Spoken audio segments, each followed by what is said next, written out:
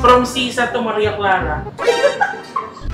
When I was still a student, Philippine history has always fascinated me, and I found comfort in reading books about our country. Doon ko nakita ang naggagandahang simbahan noong panahon ng mga Kastila, ancestral houses ng ating mga ninuno't bayani, at unique traditions na ipinagmamalaki ng iba't ibang kultura dito sa Pilipinas. Akala ko sa libro ko na lang sila makikita, pero ngayong araw, sama-sama natin silang ma-experience firsthand and right before our very eyes. Dito lang yan sa Batangas in the heritage town of Taal.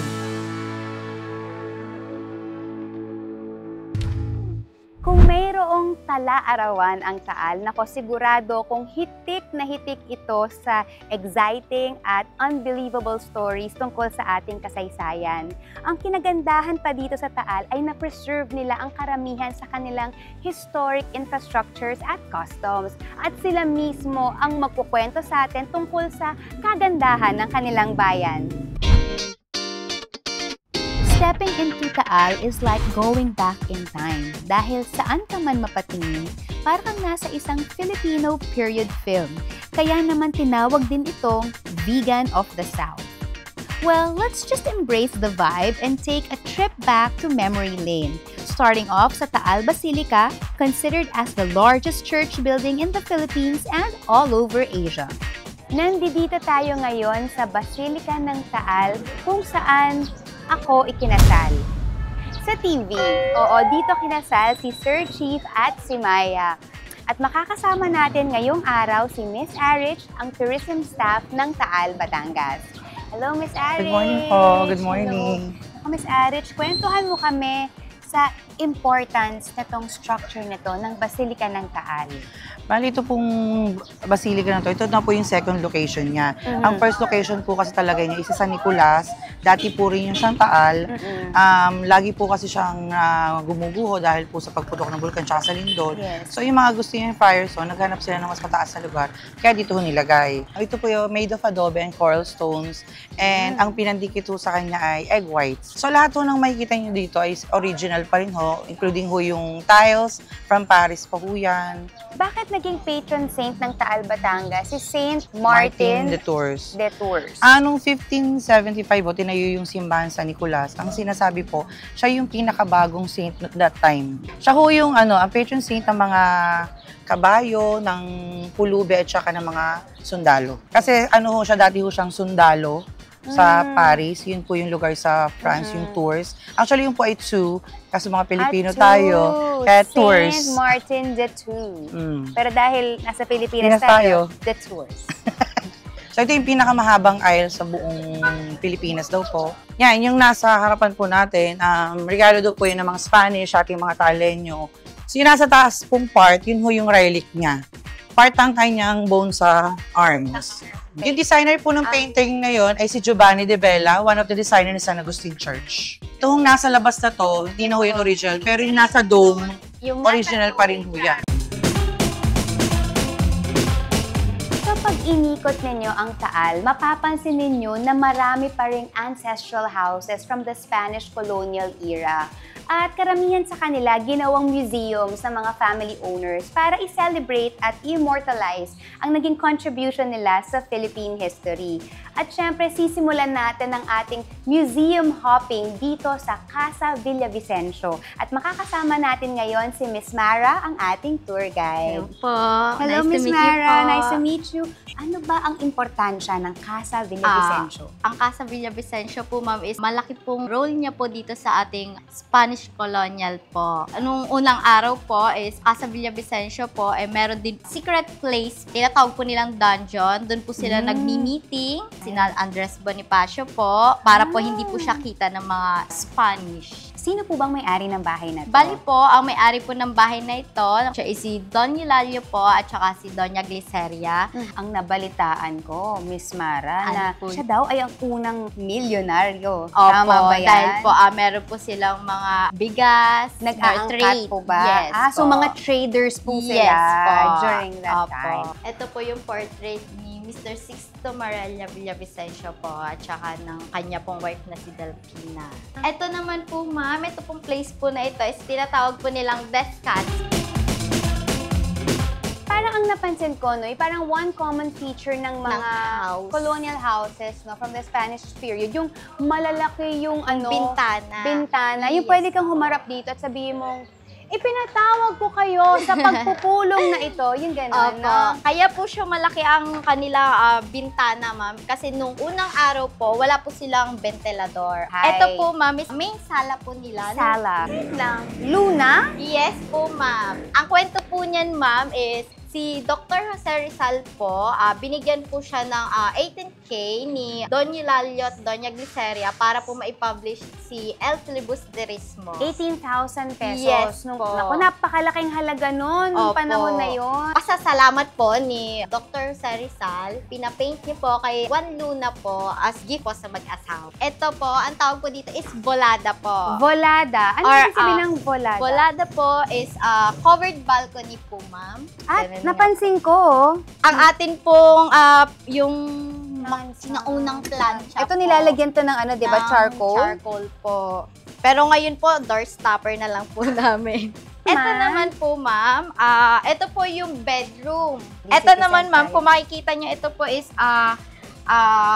antipara. kung Salamin! tawagin. Yes po. Kung makikita niyo, ma'am, yung unang araw pag nagbabasa po sila, nasa baba lang po si libro. Dahil po pag nakaganyan, nababasa niyo po siya.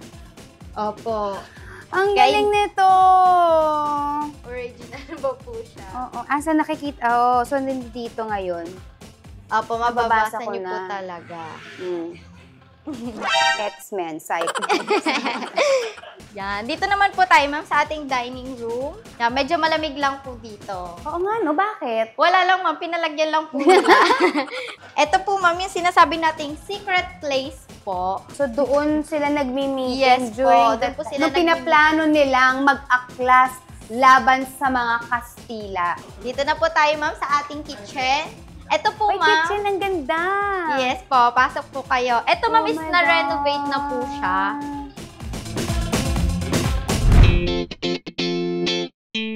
Sa Recuerdos po is a photo studio po. Before po, ang may-ari po is prominent family po ng Del Castillo. Pero ngayon po is si Mr. Ernie Villavicencio na po. Doon po yung ating dressing room. So ngayon mamimili tayo ng Yes aking po. magiging outfit.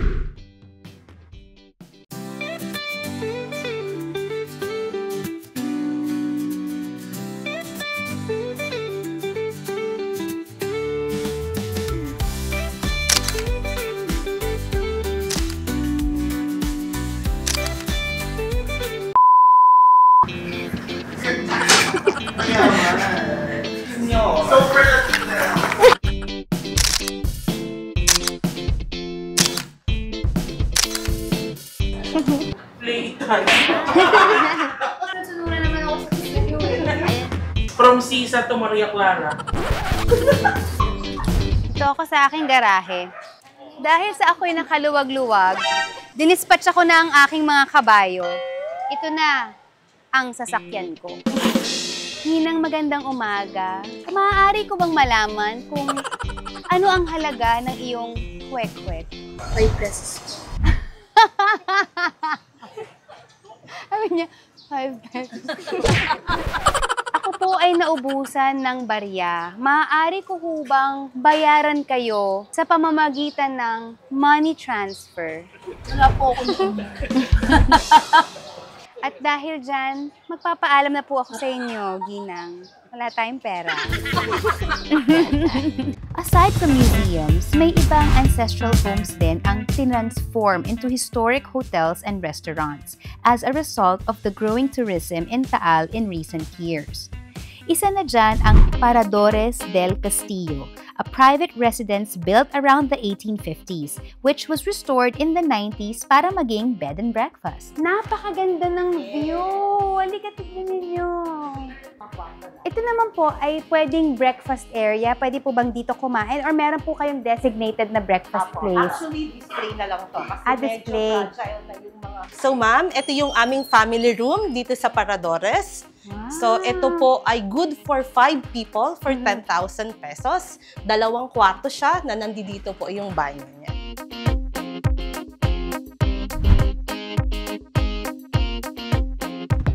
Pagkatapos Pagkatapos ng masayang walkathon at museum hopping natin dito, sigurado ko nagtataka kayo kung ano ba ang food trip na pwedeng gawin dito sa Taal? Pwes, sagot na yan ng Don Juan Boodle House na merong sarili nilang version ng paborito nating boodle fight setup. Siyempre, featuring their native Taal delicacies, ang maliputo, tawilis at sinaing na tulingan. Gaano na po katagal ang Don Juan? Okay. Ang Don Juan is, binuksan namin is 2010 of February. Actually, binuksan namin yung Don Juan para sa mga Taalenyo rin. Ano po ba ang mga karaniwan na talagang native na delicacies ng When it comes to Taal? native, yan, Mr. Hollywood na natanong mo, we have maliputo and tawilis. Endemic lang sa Taal Lake. Sa Taal Lake lang natin mahuli. And we also have yung tulingan, syempre. Kung naman, wala tayong mga rep, wala tayong mga kung anong stories. Yes, opo. So yung sinirahin na tulingan, dun na buo.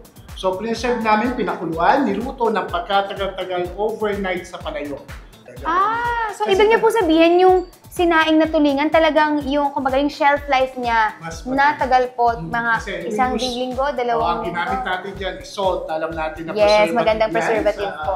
Siguro, tignan na natin, ilabas na natin yung mga pinagmamalaki ng Taal, ang kanilang mga isda, na dito mo lamang matatagpuan, ang maliputo at ang tawilis.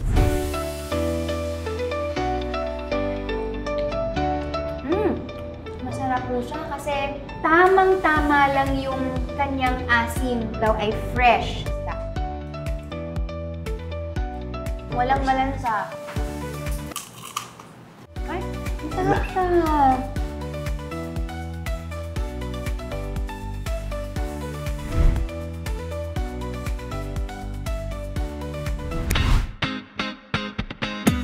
Ay, grabe! Sobrang nabusog ako sa kinain natin, pero nagkaroon na naman tayo ng energy para maglibot-libot. This time, dinala ko kayo sa isang historic house. Hulaan niyo kung kanino? Kay Marcela Agoncillo. Familiar ba ang pangalan? Yes, kasi isa siya sa 3 nanahe ng kauna-unahang watawat ng Pilipinas. At makakasama natin ngayon si Sir Sai, ang acting shrine curator. Hello, Sir po. Sai! Good afternoon po. Nahihiwagaan ako eh. Ano ba ang nasa loob ng museum na to? So, pwede bang i-tour mo Yes kami? po. Yes Let's po. go! Yes po. Tama ba, Sir Sai, na Yes yung watawat sa tinahin nila sa Hong Kong? Yes po, kasi although dito siya nakatira, si Marcela Agoncillo, tinahin niya yung watawat sa Hong Kong. Bakit? Kasi at that time, si Felipe tumakas sa puntang Hong Kong kasi para siya, kumbaga, pinaghinalaan silang mga subversibo ng mga Kastila. Kaya tumakas siya pa Hong Kong. Kaya nakapag-establish na agad sila doon ng place. Then afterwards, sumunod naman to si Marcela at yung mga anak nila. Then since si Marcela, yung mga taga-Taal kasi, yung mga babae, parang kilala sila sa pagbuburda. Magaling sila magtahi. That is why. Yes, so kaya nag-request si Aguinaldo na tahi niya yung pinakaunang watawat ng Pilipinas. Oo, 3 sila, di ba? Yes po. Yung pamangkin yung si Rizal, Yes. tapos yung kanyang anak. Ito yung Sala Mayor. Kasi dati may mga antesana pa. Naman. Sala Mayor, yes. Napakaganda. Ayan. Ito yung mga collection nila ng mga furniture. Kailan po itong house na to na ipatayo? Actually, ito po ay isa sa mga unang bahay dito sa Taal. Yung first quarter po ng 19th century, na ipatayo na ito through her grandfather, si Don Andres Marino. Ito naman yung master bedroom. And then kung napapansin po ninyo, parang may narrow passage Yes, doon. ano po yun? Meron din dito. Yan po ay tinatawag na volada. Dati, close po ito. No? Tapos yan, nakakadaan dyan yung mga katulong. Kasi- Para hindi nakikita, bawal sila makita ng mga bisita. Yes, hindi sila makapaggala-gala kung saan-saan. Dito naman, yung kanilang prayer room na. Yan, again, volada. No, dire-diretso yan doon. So, ang bulada is parang paikot Paikot, yan. yes po. Paikot siya ng bahay, Oo. usually. Laki rin ng bahay nila, Opo. no? Sa labas, para siyang maliit lang. Oo nga, Pero pagpasok mo, ang laki. tapos itong si Marcela po before, ang tawag sa kanya, Roselang Bubog. Kasi crystal glass Ay, talaga makinis ang sobrang kinis glass po niya. skin. Tapos, kaya para siyang artista dito before. So sobrang Opo. ganda niya. Tapos makinis. Opo. I wonder Kaya kung anong beauty regimen pinagkakaguluhan. niya. Ito po yung evolution ng flag natin. Ay, sige po. Yes. Ito po yung time ng sa Katipunan pa. Okay. Kila Andres Bonifacio. Opo, yes, and Aguinaldo also. Ito yung tinahin ni Marcela. Ito ay nung time ng mga Amerikano. Noong 1986, 85 yan. Ito na po yung Tama. Opo, Ito ito na rin hanggang yung flag present. natin Hanggang ngayon. present. Okay. Trivia time! Alam nyo bang bukod sa pagiging isang heritage town, kilala rin ang Taal bilang Barong Tagalog and Balisong capital of the Philippines? Paano nga ba naging barong capital ng Philippines ang Taal?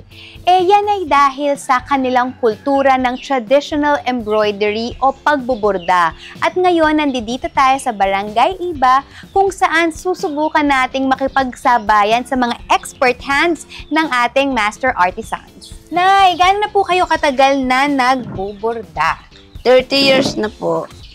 Isa kayong community, no, na halos lahat po kayo talaga dito ay nagbuburda. Tama po ba? Sa ngayon po, ang nagboborda na lang dito sa iba, mga 30 peraso na lamang. Kumbaga, nag-start kayo ng marami before, ngayon 30 na lang po kayo nagbuburda. Hindi niyo po ba naiisip na parang unti-unti nang namamatay yung art ng pagbuburda po? Parang gano'n na nga po. Pero hanggat kaya pa namin, gagawin pa namin ang pagboborda sa kamay dahil yan ang hinahanap ng mga tao. Opo. Pero po, paano po yung, yung susunod na henerasyon? Natuturuan po ba sila ng pagboborda? Kinakikitaan po ba sila ng interes na gusto rin nilang magborda? Sa ngayon, ayaw na nilang magborda Bakit po? At ang iniintindi nila puro cellphone. TikTok. At Nay, ngayong araw na to, hindi ako pwedeng umalis ng Taal nang hindi ko nasusubukan ang pagbuburda. Okay. Parang feeling ko may talent ako dyan. Sige, pwede naman po kayo magborda. Ay, parang galit po kayo. The joke lang. Sige po, susubukan natin. Ano po ba yung pwede ko pong masira? Ay, joke, hindi po. Ayan. So, ngayon, Nay, paano po ba ang gagawin natin? Pag-outline ko kayo.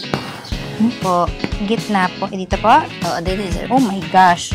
Ito na naman ako. Nay! Yun! Parang ito na po ang katapusan ng kabuhayan.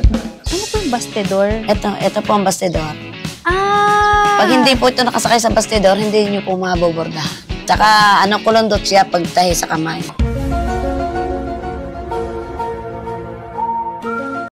Matatapos na natin yung isang stamp. Tara. Nako, totoo talaga ang sinabi nila, magtahi ay di biro. Diba? Ay, mali. Hindi, ngayon, nandito tayo sa Barangay Balisong. Naku, huwag kayong lolo-loko.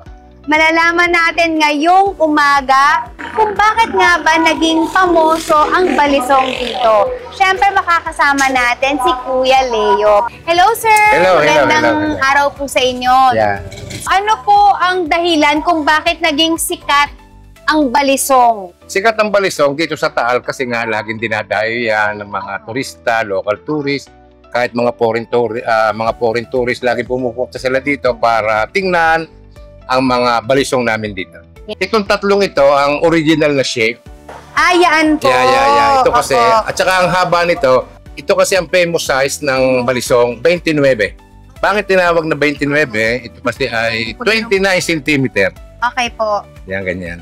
Ito labaha, kung tawagin namin, razor. Ito naman double blade. Makapansin mo, dalawa. Dalawa. Yan. Tapos ito ay bowie.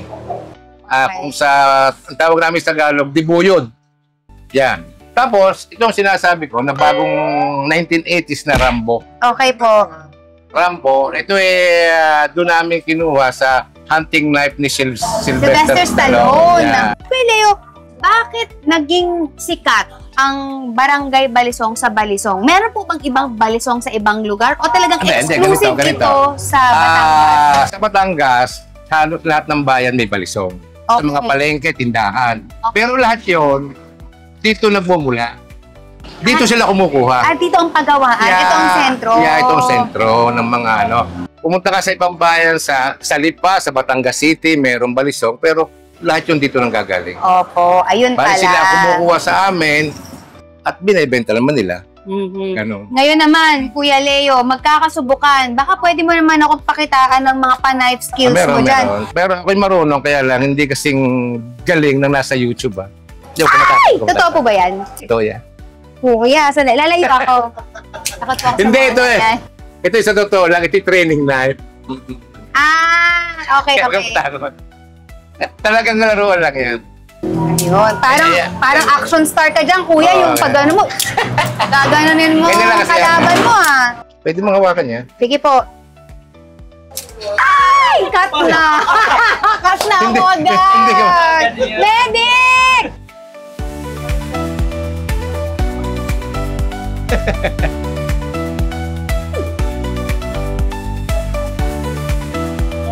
Kuya, hold up to. Yan. Hindi na talim yan. Hindi, joke lang po. Walang loko-loko. Walang lolo-loko. Humanda kayo. Sa pagpapatuloy ng ating Taal Heritage Tour, dumayo naman tayo sa Our Lady of Kaysasay Shrine. Isang antigong simbahan na hindi lamang maituturing na tahanan ng Diyos, kundi tahanan din ng mga kabataang kapuspalad. Dahil sa paligid nito ay ang orphanage na bibisitahin din natin today. As always, we want to meet the locals who make every place we visit truly magical. At sa pagkakataong ito, makakasama natin ang mga kabataan ng Our Lady of Perpetual Help Children's Home Orphanage dito sa Taal. Hello po. Kailan po nagsimula ang Our Lady of Perpetual Help Children's Home? Ito ay nagsimula noong June 1961. Dati nasa Intramuros, Manila pa to. Bakit po malapit sa puso ninyo ang mga kabataan, Sister Melly? Kasi po yun ang isa pong apostolate namin sa congregation to take care the children. Opo. Yes, yan po, the best. Currently po, ano po ba yung situation ng mga kids natin? Paano po ba sila nag-end up dito sa orphanage na to? Okay. Dati po kasi sila ay, yung mga bata na papupunta dito, refer na din ng mga social worker, ng mga pare, ng mga madre, yung mga galing sa mga poor families.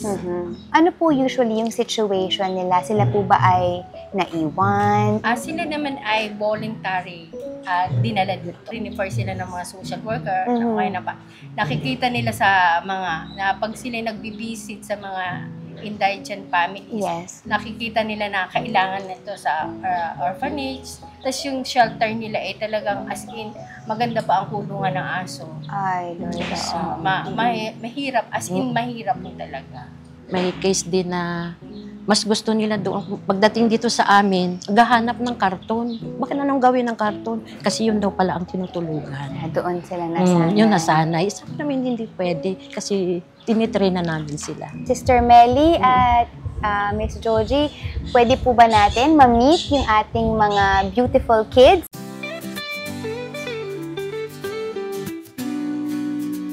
Are a part of God's family. Wag niyong kakalimutan yon. At ang pinaka-importante, pamilya rin namin kayo dito sa The JSM Channel. At dahil dyan, ito, meron kaming para sa inyo. I want to end this trip with a prayer. So finally, we went inside the Kaysasay Shrine. After a full day of adventure, sightseeing, and meeting new people, sama-sama naman tayong magbigay-pugay sa Kanya na lumikha ng lahat ng ito. Saksi ang Taal sa daan-daang taon ng kasaysayan, mula sa mga ordinaryong Pilipino hanggang sa mga revolusyonaryong lumaban para sa kapakanan ng ating henerasyon ngayon. Isang paalala na hindi lamang sila basta-basta litrato sa history books na binabasa natin. Totoo sila, nandito sila, at iniimbitahan nila tayong makita at kilalanin sila. Dahil hatid nila ang mga kwento at aral ng nakaraan na pwede tayong gabayan tungo sa kinabukasan. Next week, magpaalam na kina mommy at daddy o mag-file na ng vacation leave because we are set for another fun adventure. Secret muna kung saan. This is JSM Travel and Tours.